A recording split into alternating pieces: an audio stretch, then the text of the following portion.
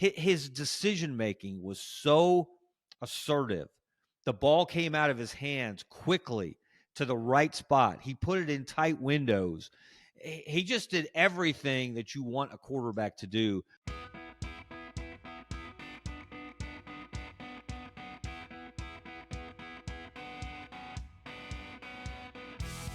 Welcome to Beat Everyone. I'm Ben Flanagan with AL.com.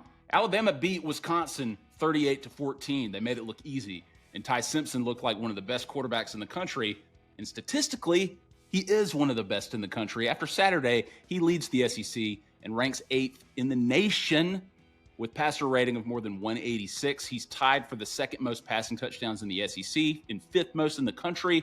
In his last 2 games, he's 41 of 46 for 608 yards, 7 touchdowns, no interceptions.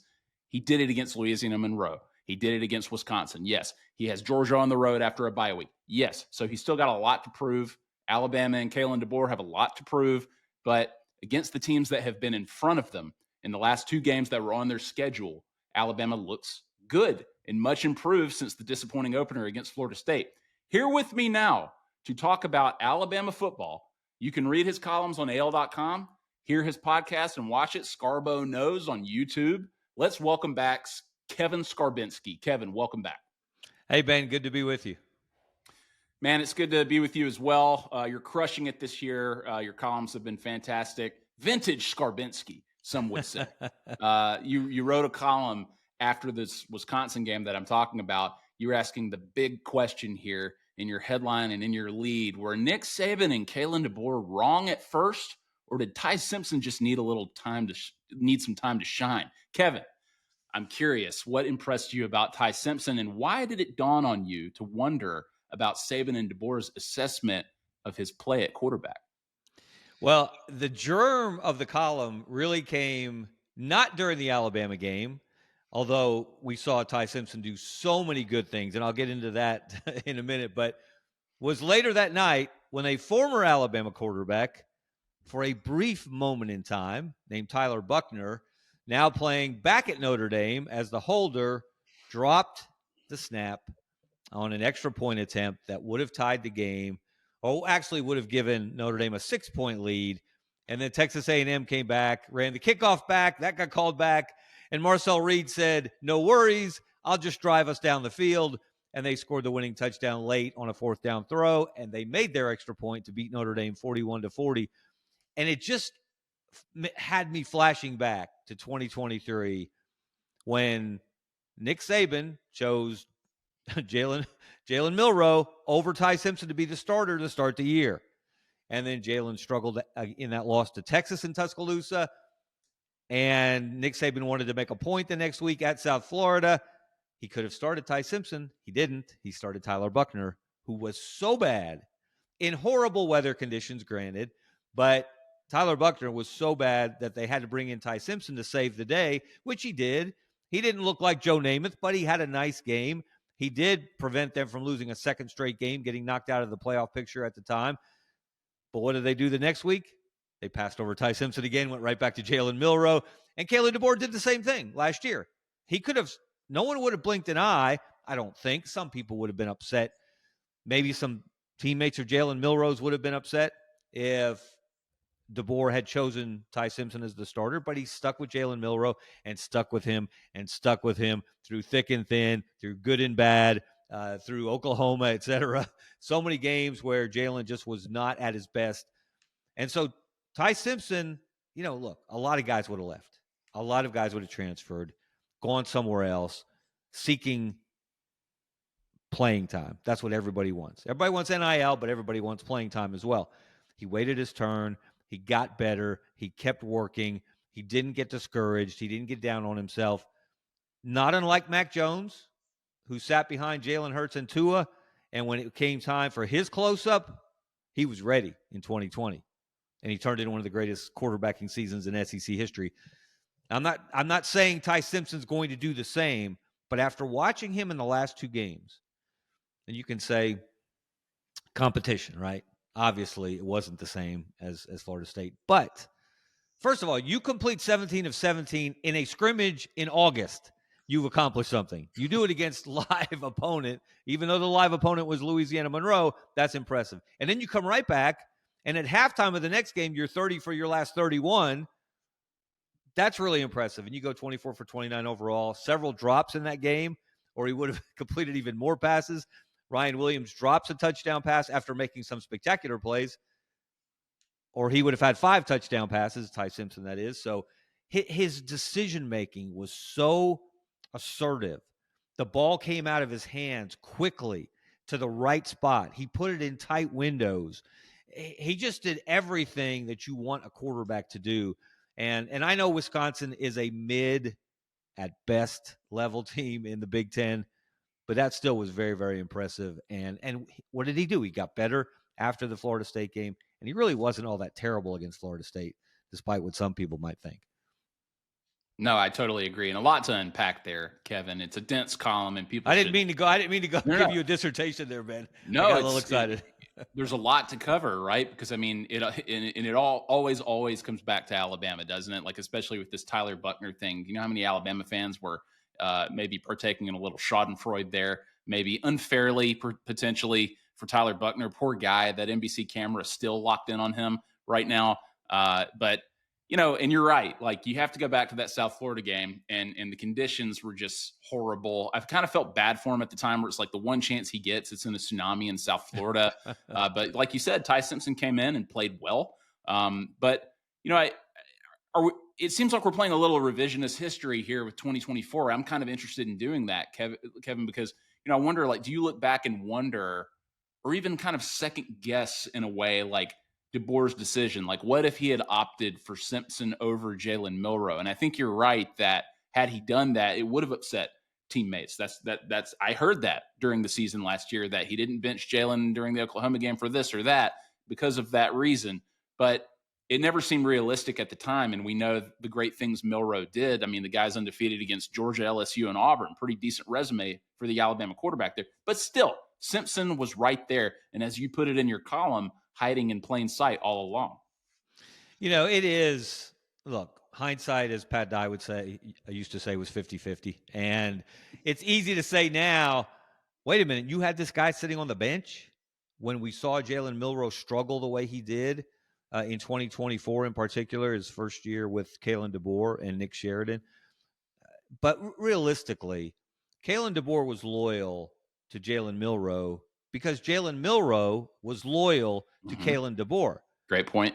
We saw guys flee for the transfer portal. Julian Sayin couldn't get out of there fast enough to get to Ohio State. Caleb Downs, same deal. Isaiah Bond to Texas, et cetera, et cetera, et cetera. And obviously some of those decisions worked out better than others. But Ty Simpson, obviously he stayed, but Jalen Milroe stayed. And he rallied the troops, if you will, to try to keep more guys from not entering the portal and to keep the team together as much as possible. And I think that meant, well, Kalen DeBoer said it. We heard him say it on more than one occasion. That meant something to him. So he was loyal to Jalen Milroe when Jalen struggled, as he did last year at memorable times. And the Oklahoma game stands out, but there were others. The Tennessee loss comes to mind. The second half against Georgia, until, they had Georgia put away early. And then here come the Bulldogs. And next thing you know, Alabama's playing from behind, which seemed unconscionable at the time, considering the way they started that game. And then Jalen Milroe threw the game-winning touchdown pass to Ryan Williams. So, he did. Look, I think there's a lot of revisionist history about Jalen Milroe. And this will be one of those topics that Alabama fans talk about for decades and decades and decades. And you will have different camps. Some people will say Jalen Milroe, they will lean towards the good Jalen Milroe, and others will lean towards the bad Jalen Milroe. And we saw both, not in equal measure. There was much more good than bad if you really look at it objectively, but he wasn't a national championship quarterback. So is Ty Simpson a national championship quarterback is really the question now. And if he continues to improve the way he did from game 1 to game 2 to game 3, I think you're going to lean towards the affirmative as the season goes on. It's also just the way football works, the evolution of the position, seniority. I mean, who else was on the bench at one point during the Nick Saban era? Greg McElroy was on the bench. AJ McCarron was on the bench. Jake Coker was on the bench. Bryce Young, Mac Jones, right? Tua Tagovailoa famously. So like these guys always have to play behind somebody to learn the ropes, to get their reps, to develop in to the next guy. And that's obviously what Ty Simpson has done. And he had to do the same thing behind Jalen Milroe. I don't blame them for playing Jalen Milroe. The guy's electrifying. And the pros obviously outweighed the cons in many ways for both head coaches. And we saw how spectacular he could be. And he had his flaws, certainly, like most players do. But I like Jalen Milroe. I think he was a good quarterback at Alabama. I know that that's not true for a lot of Alabama fans. They were glad the era ended, but I think Ty Simpson obviously very different, and I think he's also a very good quarterback. And I think this leads me to my next question. You know, you mentioned Mac Jones, and in your piece, you asked, is he Mac Jones 2.0, the latest epitome of patience in a crimson helmet? Did he simply need more game snaps to find his groove? End quote. Ty Simpson has thrown a beautiful ball the last two games, similar to what we saw with Mac Jones when he was the starter under Saban. And Kevin, I never thought that Ty Simpson was the problem in the Florida State loss, as you alluded to earlier. We won't get ahead of ourselves just yet, but based on what we've seen so far, do you think Kalen DeBoer at least has the quarterback that he needs to win right now? Oh, I do. I really do. And here's something that I don't think a lot of people have thought about or talked about, but Alabama has a new offensive coordinator this year. And yes, Ryan Grubb has a great track record, especially working alongside Kalen DeBoer. But he's new to the players. The players are new to him. And I don't care how much you go through the spring and you go through fall camp and you get into game week preparations. Games are different. How do the coordinator and the quarterback communicate? And obviously, Grubb's in the box. Nick Sheridan is on the field. He's the one talking face-to-face to Ty Simpson, and Ryan Grubb's in his ear between series. So how does that dynamic work? And to expect that it would work seamlessly in the first game was probably hoping for too much. But again, if you're blaming Ty Simpson for the loss to Florida State, you didn't really pay attention to the loss to Florida State. He could have made better decisions. He could have been more decisive at times. Once on a fourth down in the second half, he easily could have run for a first down in plus territory, but he tried to throw a little backhand shovel pass that landed at Ryan Williams' feet. That was one where he just didn't make the right decision. He seemed a little tentative. Not surprising, your first start on the road in a hostile environment against a team with something to prove, that I think as the year goes on, and this is something we all keep an eye on too, you know, how good are the teams that you played earlier? How good did they turn out to be? Did they peak early? Are they truly contenders? And I think Florida State's going to be a real contender in the ACC, as I think Georgia Tech will be. And if you look at Georgia Tech's schedule after beating Clemson, I don't think they play Miami or Florida State. So that's a key thing to watch. I think Florida State is a legit contender for the ACC championship and a playoff berth. So that loss is not going to look as bad maybe a month, 6 weeks from now, as it certainly did the day after and the week after. But again, the whole thing about Alabama is going to be, where do you go from here? What was it Nick Saban, one of his many phrases that he made famous, don't waste a failure. Florida State was a failure. They have not wasted it in the least in the last two games. Yeah, and that's a mantra that Kalen DeBoer has repeated out loud several times. So took that lesson that Saban was very public with, and it seems to be applying it to the team. Now, I want to mention this other big storyline, Ryan Williams. Going into the game, we wondered when or even if Williams would once again become that explosive guy that we saw in the first half of last season. And boom, he exploded with 5 catches, 165 yards, 2 touchdowns. And those 2 scorers came on huge plays where he just looked like that guy. Again, how big is it, Kevin, for Alabama that Ryan Williams looks like himself again, especially when you've got Jeremy Bernard and these other receivers playing at such a high level? Well, first and foremost, I think it was important for Ryan Williams and his confidence. You know, he burst onto the scene with such fanfare last year, and he lived up to it, and he was spectacular in that Georgia game. That was the first time we saw that Top Gun move where he says to himself on the fly in his mind, I'm going to hit the brakes, they'll fly right by. and he did it to Georgia last year, and he did it to Wisconsin again on Saturday. Look, I don't care how good you are. Not every good receiver has that ability to do that on the fly, to completely shut yourself down. I remember, he wasn't a receiver, of course. Reggie Bush had that kind of incredible natural ability for USC back in the day, and of course, he won a Heisman. But people were questioning Ryan Williams after the Florida State game in a way he had never been questioned before. Yeah, he fell off as the year went on last year, but people knew what he was capable of. But man, he got hammered after that Florida State game. The 3 drops, carrying the stuffed animal, the little T-Rex into the stadium. I mean, people are picking on everything. And by the way, if you're going to carry a stuffed dinosaur on the Walk of Champions, at least make sure he's, as I think Ryan did, or whoever dressed it up for him, he was spatted out on his shoes. He had the little eye black on. So at least, make him look like a football player, T-Rex stuffed animal, as you're carrying him into the stadium. But Ryan Williams needed that game. He needed it, again, first and foremost, for his own confidence, for his teammates' confidence in him, his coach's confidence in him, and Ty Simpson's confidence in him. Because there aren't many players in America that can make the kind of plays that he can make. And as you pointed out, he made 2 big ones. The double reverse, and you got to love this from a creativity standpoint for Ryan Grubb. The double reverse screen pass to Ryan Williams, and there's Caden Proctor, 10, 15 yards downfield, driving a Wisconsin dude towards his backside as if he were a stuffed animal. and then Ryan Williams, he doesn't need much room. You give him a gap, a seam that wide, and boom, he's through it. So many positives in that game for Alabama, individually, collectively. Still got to develop more of a running game. They didn't really commit to running it in that game. They didn't have to, but they will need to be a little more balanced against teams like Georgia going forward. We're getting to that for sure. And it's interesting. I've been thinking, for the last season plus about what kind of receiver is Ryan Williams? Like what exactly does Ryan Williams do so much better than other receivers on his team and in the rest of the nation? If you look back at great Alabama receivers, you think of like big physical guys like Julio Jones, right? That's not Ryan Williams. If you think of like just these like speed demon guys like Jerry Jeudy and Henry Ruggs, it's not quite him. The guys who have wiggle, like Jalen Waddle, not quite. And then you've got these like route running gods like Devontae Smith and some of these other like Calvin Ridley and Amari Cooper.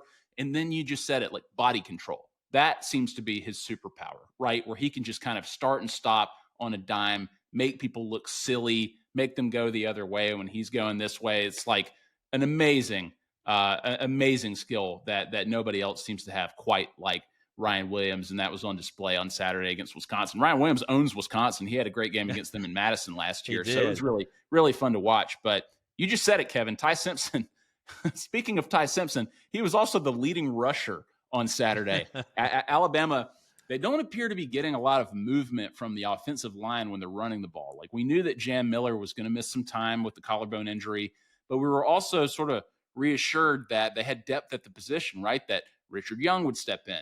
Big Daniel Hill would get some reps, Dre Washington even. But the main guy that we've seen with Miller being out has been Kevin Riley from Tuscaloosa. A guy, if we're being honest here, Kevin, most people watching didn't even know he was on the roster, right? And he's looked really good and like he's earned these reps that he's getting.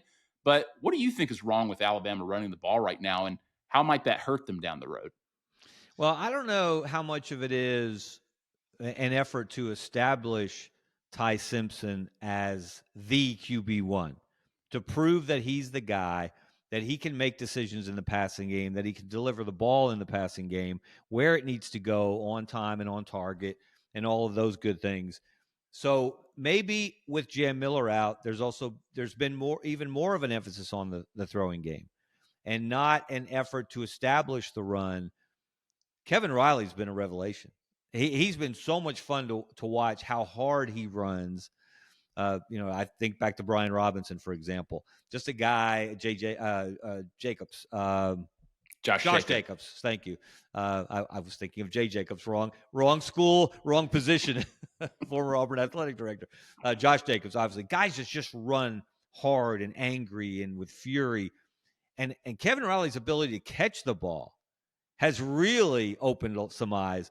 That ball, of all the great throws that Ty Simpson made on Saturday, including the one that Ryan Williams dropped that would have been another touchdown that he should have caught, of course, the throw that Ty made to Kevin Riley, surrounded by 3 defenders, the window was so small, and Kevin Riley knew he was going to get hit as soon as he caught the ball. He caught it, he got hit, he held on to it. That's very impressive throw and catch right there, especially for a running back in traffic. It just shows again how many weapons they have in the passing game. But again, that big offensive line is going to have to impose its will on people on the ground at times. Because if you get into a situation where you're in Athens and you've got to throw the ball 45 or 50 times, that's probably not going to end well, because that's going to get Ty Simpson hit repeatedly. That's going to affect his accuracy. And not that you can't win a shootout. Georgia, look at the Georgia-Tennessee game. Georgia had to win a shootout against Tennessee. But you're going to have to mix the run in simply to preserve Ty Simpson, because he can run it, but you don't want him running it too much. You don't want him taking too much punishment. So I'm anxious to see when Jam Miller comes back, and we all expect he'll be there for the Georgia game, how effective he'll be and how much they can move the defensive line and give him some holes to run through. You said Jay Jacobs earlier, Kevin, and all I can think of is that guy screaming at Jay Jacobs at the airport right after he hired Gene Chizik. Boo! 5-19 is not what we need. He probably regretted that. We need a leader, not a loser. Is the phrase I remember. All burned into our brains. Yes. Yeah, one of the great moments in Alabama and Auburn football history.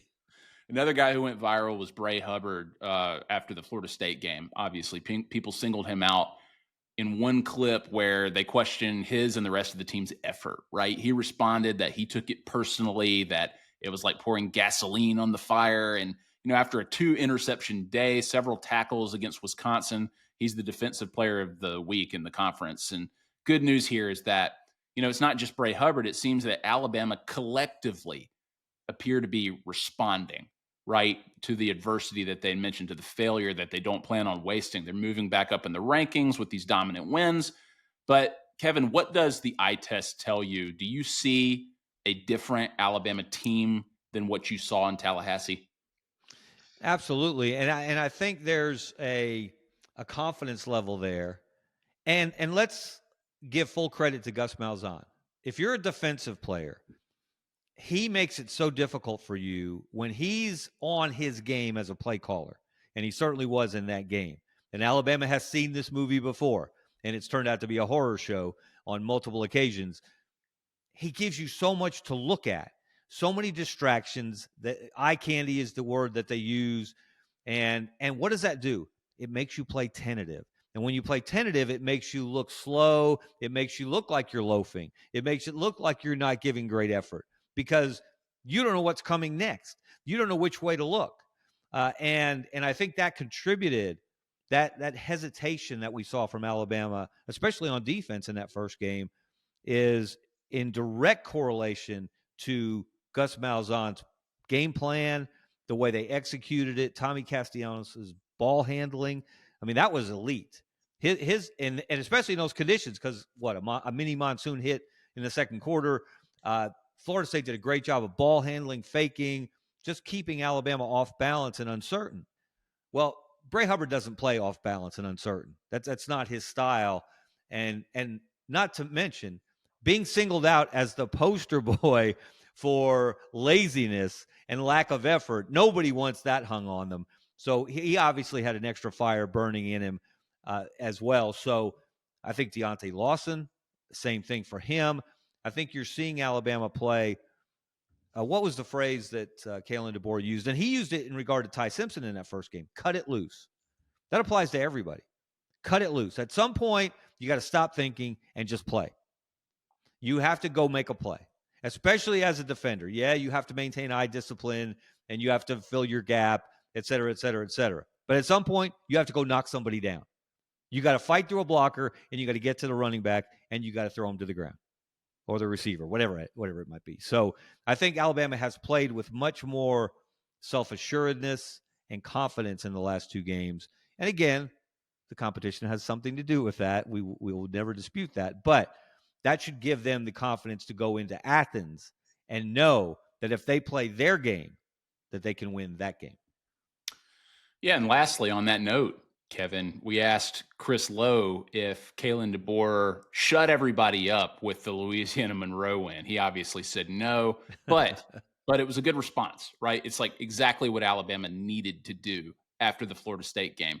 This is Wisconsin. Nobody considers them a contender for anything this year, but it's at least another step in the right direction. We saw a fairly fiery DeBoer on the sideline. He seems like he's pretty all business in his press conferences lately. He's back in his black hoodie, as all these people have pointed out, right? Like he just seems like himself. He seems more focused, like he's really in his comfort zone. What do you think about DeBoer specifically? Do you, or in Alabama for that matter, are DeBoer and Alabama back in contention this year? Oh, absolutely. And you know me. I've worn black for years. I wore black before Johnny Cash wore black. Well, maybe not. I'm not quite that old, but so I love the Darth DeBoer look. I think with the black hoodie and the black pants. And look, somebody put a stat out. I don't know if they're undefeated with him in that look, but they may be. They certainly have a better record. So I don't think we're going to see the red polo or any of those looks anytime soon again. But yeah, they all seem. Look, sometimes it just takes getting hit in the face to wake you up. And they got hit in the face. They got embarrassed nationally against Florida State. So that tells you something about yourself. How do you respond to that? And they have responded beautifully so far. But this season is not going to be, the success of this season is not going to be based on what you did against ULM or what you did against Wisconsin. It's going to be based on what do you do against Georgia? What do you do against LSU? What do you do against Oklahoma and Auburn, et cetera, et cetera, et cetera? And Vanderbilt, we can't leave Vanderbilt out. Speaking of the men in black, they look even more dangerous this year than they did last year. And they get Alabama at the perfect time the week after Georgia. So those are the games that are going to determine, particularly the road games, because this is hard. It's really hard to understand the disparity between Alabama's play last year at home and on the road. It was night and day. It was like two different teams. Can they close that gap? Can they be more consistent and play? Saban's teams, I always thought, were better on the road. And those years, they would lose maybe one regular season game, but it would be in Bryant-Denny. They lost 3 in 2010, but one of them was the comeback. 2011, they lose one regular season game to LSU, game of the century, Bryant-Denny. 2012, they lose one game. Johnny Football goes crazy, wins the Heisman in Bryant-Denny. It was astounding for a while there. They wouldn't lose on the road. They would lose if the one game or so they would lose a year, they'd lose it at home. So Alabama's got to be more consistent. They've got to be tougher minded on the road. They have to be able to overcome mistakes on the road. And you don't have to look any farther than to see an example of that is what Georgia did in Knoxville. You fall behind Tennessee 21-7 in that place with 100,000 plus people dressed in orange, singing Rocky Top. You've been there. We all been there. We know what it's like. We know how insane it can be. And they're already, the students are already thinking, okay, we're going to get that goalpost, or we're going to throw it in the river. And, this one we're going to take down to the, what's the street in Knoxville? Cumberland. We're going to parade it down Cumberland Avenue. It's past all the bars. They're already thinking, we got this. A lesser team would have folded. A lesser team would have not only lost that game, but probably lost it by 2 or 3 touchdowns. Georgia didn't blink. Georgia just came back, and Gunnar Stockton showed me an awful lot and gained a world of respect the way he played. So Alabama knows when you play Georgia, you better buckle up. And when you play Georgia, you better play 60 minutes, as Alabama discovered last year. You can't be great for 30 minutes and expect that the game's over and you can mail it in at that point. So that's going to tell us so much about this team. They don't have to win the game to still be a contender, but they have to play like they played Georgia last year for the first half. They have to play the way they played at home under Kalen DeBoer and take that show on the road, because that's what we haven't seen, except at LSU last year in the conference. They were great in Baton Rouge, but there's something in Alabama's DNA that says when you go to Death Valley, you just laugh and you just walk. You're going to win because they've done it for decades and decades and decades. So you got to do it somewhere else. And the great place to start would be between the hedges. Got a couple of weeks to hype this game up. It's going to be a big one, the new game of the century, right? And it's away from home. Could be. You never know. It's going to be a barn burner, hopefully, anyway. He's Kevin Scarbinsky. Read him on AL.com. Watch Scarbo Knows on YouTube. Kevin, thank you for doing this, sir. Enjoyed it, Ben. Find Beat Everyone on Apple, Spotify, YouTube, wherever you get your podcasts. Matt Scalisi produces this show to us, so thank you. I'm Ben Flanagan. Thanks, everybody. We'll see you next time.